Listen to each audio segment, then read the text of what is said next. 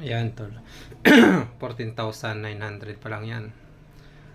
Pag namamatay-matay na yung badya nyo, yan, tas hard starting na siya, mahirap na siyang start lalo pag umaga, kahit na bago pa yan, subukan nyo ito, palitan nyo na ng spark plug. Ayan o, ilang beses na ako diyang nagpupugak-pugak na yan,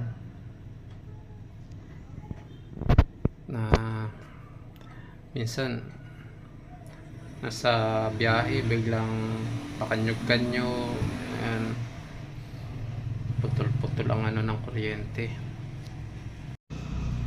Tingnan lang muna natin yung niyan pagkalas.